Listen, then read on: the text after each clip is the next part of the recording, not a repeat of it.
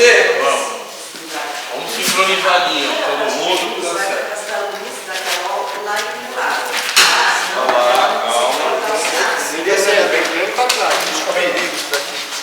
Esse aqui tá mais frio. Ó, vou lá. Vai pra lá. Cuidado. Ó, segura embaixo.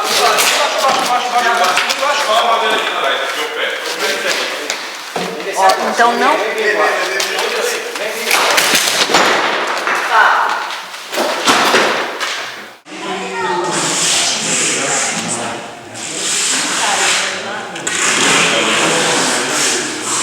Urgente, Luca Bartolomeu de Depoimento está sendo despejado neste momento em que a corporadora chegou à nossa sede, 7h30 da manhã, com a polícia, oficial de justiça e caminhões, estão passando o rodo.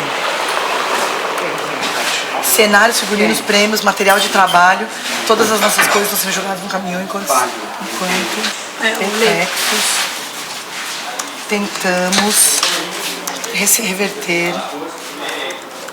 reverter a ordem, aguardando uma liminar. Amigos e parceiros do núcleo puderam vir para cá, avisar jornalistas e imprensa e manifestar o seu repúdio na rede. Agradecemos. Em defesa do territórios artísticos, culturais, seguimos na luta. Foi. Eu estive lá a noite inteira no dia do despejo do Bartolomeu. Foi uma coisa muito difícil, porque você está dentro de um espaço que tinha 8 anos de vivência e de atividade artística no bairro e, de repente, em 24 horas, uma construtora põe aquilo para baixo, né? Amparada pela lei do inquilinato, que também é perfeitamente legal. Esse é um negócio deles, né? Eu não estou nem questionando isso, né? Estou questionando que isso é um negócio caro. O cara tem um dinheiro, ele vai compra um determinado espaço e derruba esse espaço e constrói uma torre de 30 andares. Esse é o negócio dele, né? E logo ele parte para outra, ele vai e vende aquele imóvel e vai para outra. A questão é o seguinte, o que isso implica? Onde que isso afeta o teatro, né?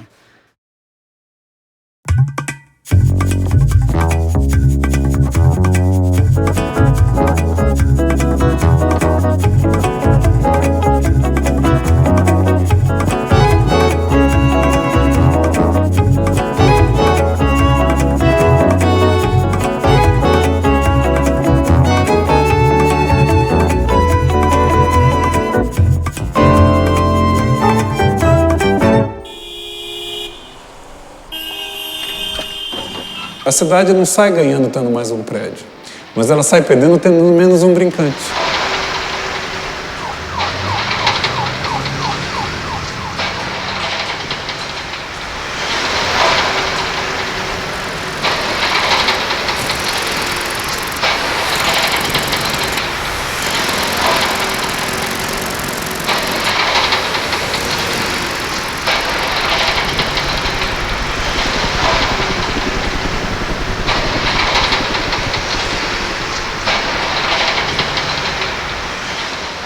Eu não sou contra você ter prédios. Isso daí não significa que você possa fazer de uma forma selvagem, em que você destrua toda uma comunidade, em que você não tenha áreas verdes, que você não tenha parque, que você não tenha pontos de convivência.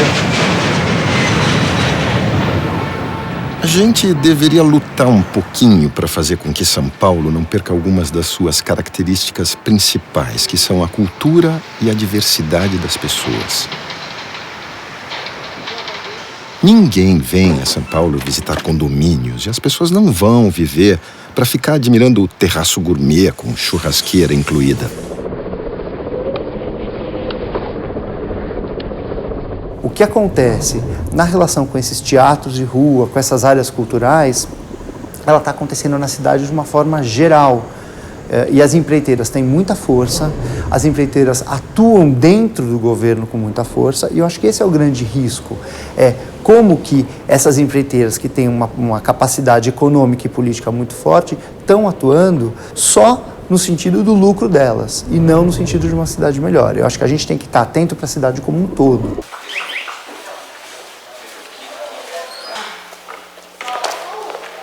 Pode ser?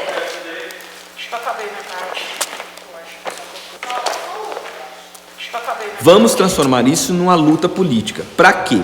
Para que, primeiro, a gente tem uma reparação pública. O que quer dizer reparação pública para a gente? Que isso seja debatido publicamente, porque o nosso interesse é público. É público e não é só estatal, é público no sentido do interesse comum da cidade. Porque o que está em jogo é a convivência da cidade.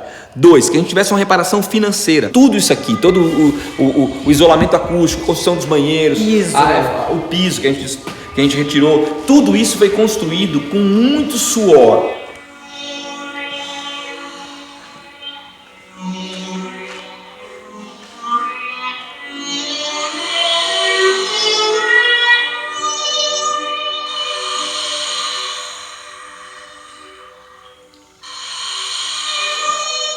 A área de proteção cultural, ela é uma ZPEC, uma Zona Especial de Proteção Cultural da cidade de São Paulo. É uma modalidade de território que existe no plano diretor há bastante tempo.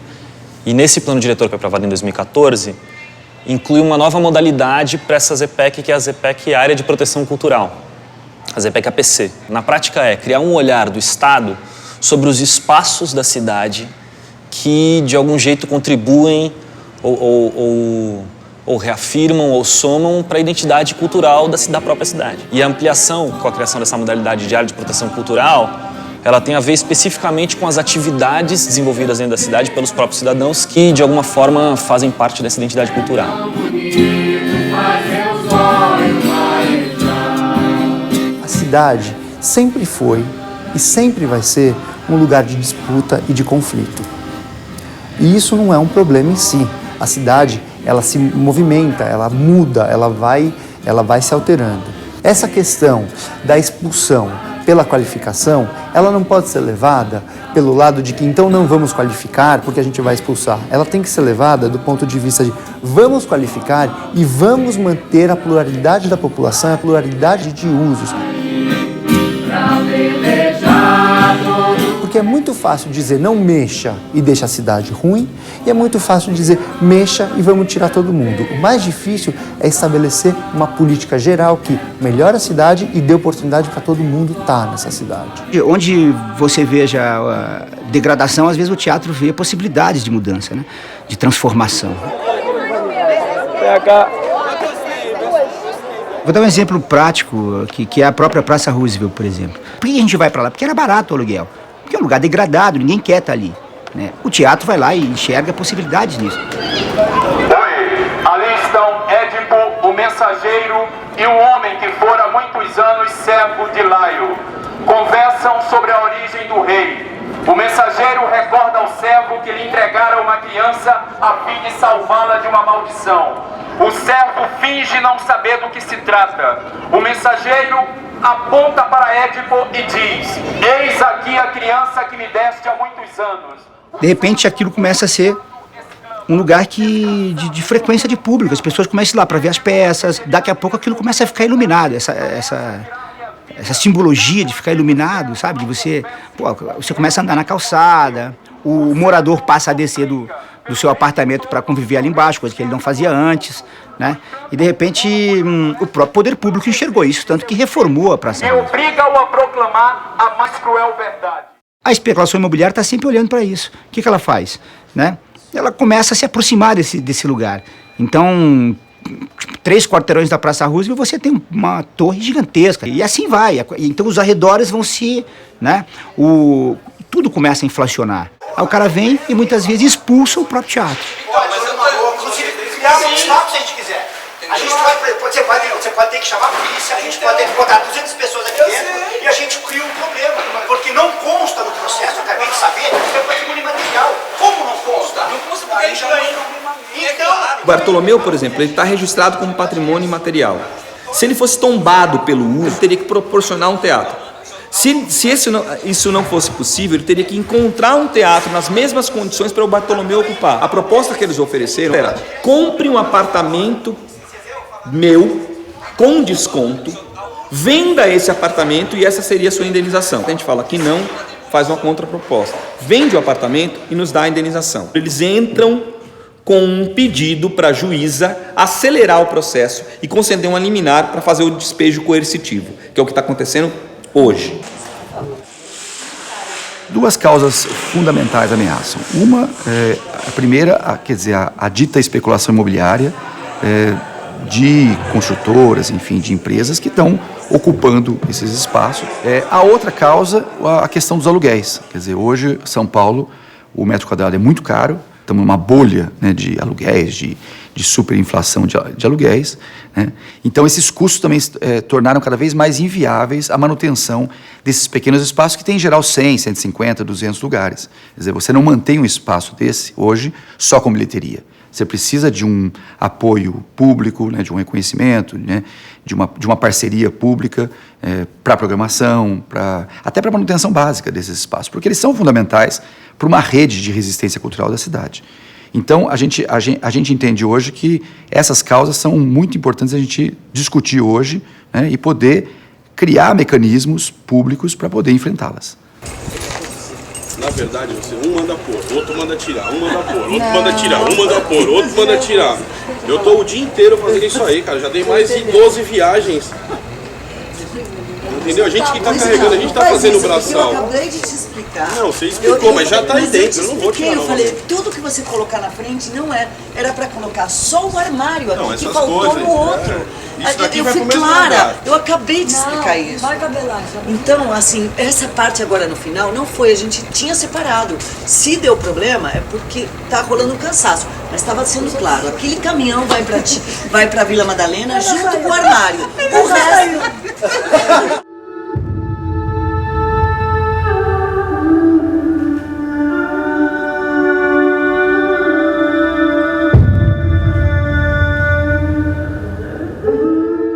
Olha, por um lado eu acho uma coisa triste, né, você optar por um prédio e não optar por um espaço cultural. Eu acho e nesse sentido, sim, eu acho um regresso na consciência humana. Aonde a gente está, da maneira como a gente organizou, com todas as dificuldades que essa sociedade que a gente organizou tem, para mim era mais do que claro de que quanto mais você tiver espaço que cuide do ser humano, melhor esse ser humano vai estar atuando na sociedade dele. Quanto mais você priorizar dinheiro, construções, mercado, né, maior essas diferenças, mais complicação a gente está empurrando lá para frente, né? Esse prédio, concretamente, que a gente vai estar construindo aqui, ele vai causar danos concretos, materiais. Você tem uma distância de rua, fluxo de carro, uma série de desafios que a incorporadora não resolve. Então, nesse sentido, eu acho, sim, um passo atrás.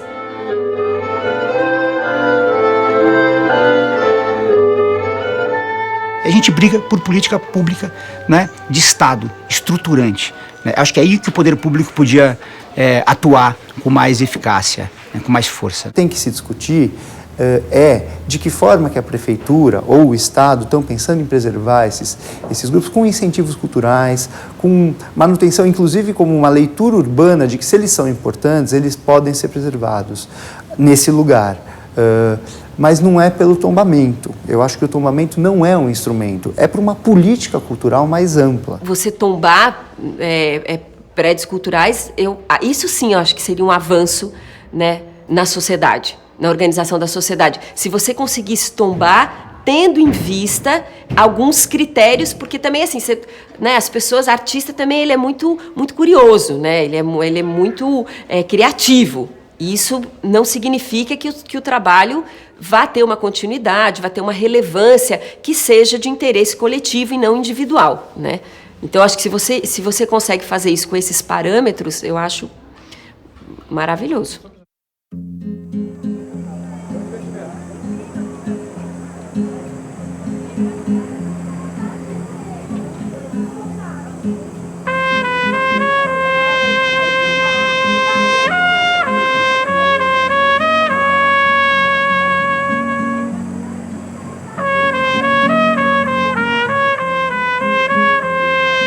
Se fosse para ser muito objetivo, a gente pode dizer que se a incorporadora conseguir comprovar que esse patrimônio cultural não depende desse lugar, eu acho muito difícil manter esses espaços funcionando, seja o Nóbrega, seja o Bartolomeu, seja qualquer outro. Eu acho que é esse o tipo de política pública que deve ser começado a pensar que cidade, que desenho de cidade, que usos a cidade tem que ter para ele ser melhor. E não é simplesmente uma discussão que acaba caindo numa dualidade, o mercado e o Estado. O mercado é ruim e o Estado é bom. O Estado desapropria e resolve nossa vida e o mercado é um vilão que quer engolir tudo. Eu não acredito nessa dualidade tão grande, de uma forma tão diametralmente oposta. A coisa não pode ser assim. O teatro de rua, ele é um teatro democrático, livre, um teatro que está aberto a quem quiser entrar, quer dizer, né, a todo tipo de público, de pessoas, né, de lugares. Nós estamos aqui na Consolação, no centro, no meio, no coração da cidade, quer dizer, o nosso público, por exemplo, vem gente tanto do entorno quanto vem gente da Zona Leste, da Zona Sul, do interior, de outros países.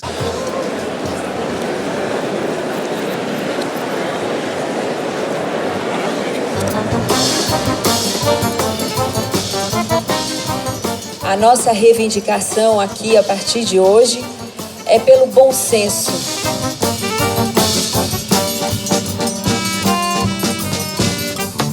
Ontem sonhei que estava em Moscou dançando pagode russo na boate Cossacou. Ontem sonhei que estava em Moscou dançando pagode russo na boate Cossacou.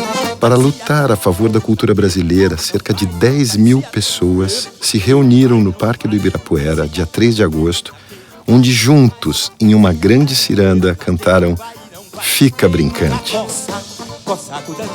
O mundo precisa muito de espaços aonde as pessoas possam sentir o melhor, o mais bonito, o mais saudável do humano que habita em cada um de nós. Abaixa as armas e ficam todos os brincantes. Todo mundo! Olha, do brincante especificamente, assim, eu sou extremamente otimista, né?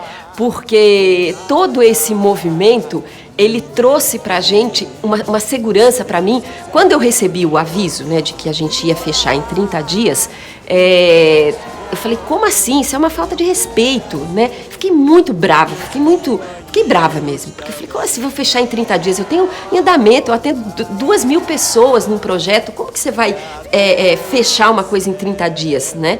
Essas pessoas não contam e tal. E eu, assim, achando que a gente ia perder, que lógico, né? Como sempre acontece, né? Quando você tem uma coisa institucional, legítima, né? A gente termina se submetendo a elas. Então, e aí teve uma mobilização da população espontânea muito grande, que eu falei, opa, se eu soubesse que arrumar inimigo dava tanto ibope, eu tinha arrumado inimigo antes. Que gente, né? Então, o evento que a gente fez no Ibirapuera foi lindo e a gente não fez nada. Foram as pessoas, os alunos, os amigos se mobilizaram e falaram não. E isso deu uma visibilidade para o trabalho no momento em que o trabalho não estava começando. Eu sei muito bem o que eu quero levar. Eu experimentei, eu errei, eu selecionei, eu sei como é que a gente quer continuar. Então, eu sou extremamente otimista, não tenho problema nenhum de ir para um lugar menor. Física quântica ali, sabe? Homeopatia, a gente vai fazer uma coisa condensada, mas muito verticalizada, muito profunda, que as nossas ações tenham realmente impacto, né? Como sempre teve até agora. E eu tenho a esperança de que isso pode se tornar assim, um impacto muito maior. A gente não está sozinho, a gente tem apoiadores, né? Então eu sou muito otimista com relação à vida do teatro, do brincante daqui para frente.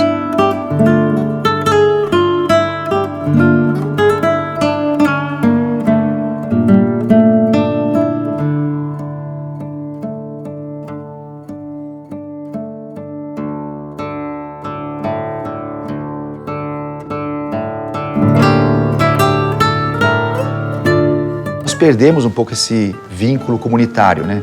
Com a cultura, com o cinema, com o teatro. A ideia é essa, resgatar mais esses vínculos comunitários e locais, né? Com a nossa cultura. Tudo foi se privatizando, né? E quer dizer, você paga, até para ter acesso para entrar num espaço desse, quer dizer, então tudo ficou privatizado. A lei de zoneamento de São Paulo hoje, ela incentiva, por exemplo, a instalação de teatros dentro de shoppings. E como ela faz isso? Ela permite um aumento de construção de um shopping se ele tiver um teatro. Ele dá uma flexibilidade, dá uma possibilidade para aquele empreendedor para ele aumentar sua área construída de comércio, portanto, ganhar mais dinheiro se ele tiver um teatro.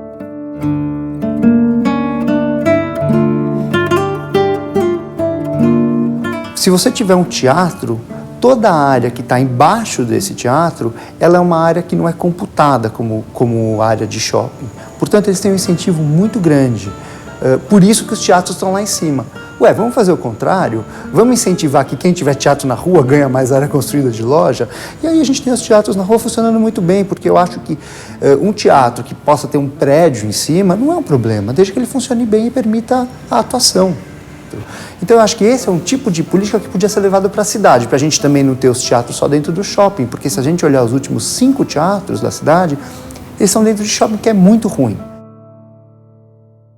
Se você tem em determinada região um teatro, né, e você quer construir alguma coisa ali, entendeu? Você tem que dar outro teatro para a cidade, naquela mesma região.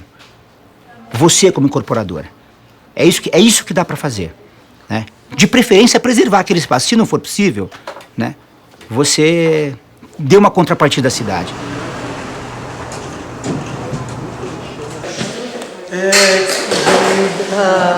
Obrigada, esse espaço. Querida, muito obrigada. Tão bom é a coisa melhor criativo quanto esse, então muitas ideias, momentos maravilhosos. E outros nem tanto. E outros vão quebrar as semanas. Vida nova, vida nova.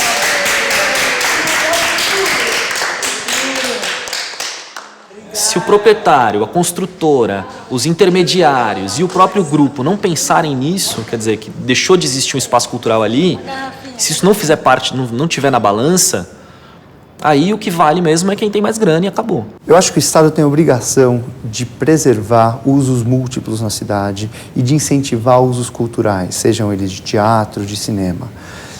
Para isso, ao invés de bater de frente com o mercado imobiliário, é conseguir entender de que forma que o mercado imobiliário também consegue absorver que esses usos vão ser interessantes para ele, vão fazer com que exista uma troca muito interessante.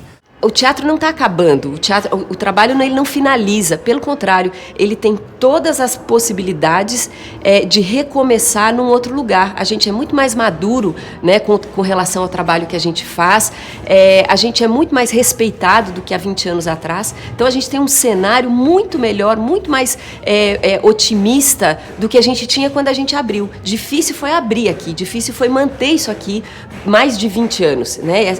Isso sim foi difícil. Esse segundo passo, eu acho extremamente sedutor, porque eu sinto que eu não estou mais sozinha, eu me sinto mais madura para fazer as coisas, então eu não tenho nenhuma sensação de que é um passo atrás. Esse lugarzinho que a gente está indo é uma sede nossa, com todas as possibilidades da gente dar continuidade para esse trabalho que está sendo feito aqui dentro.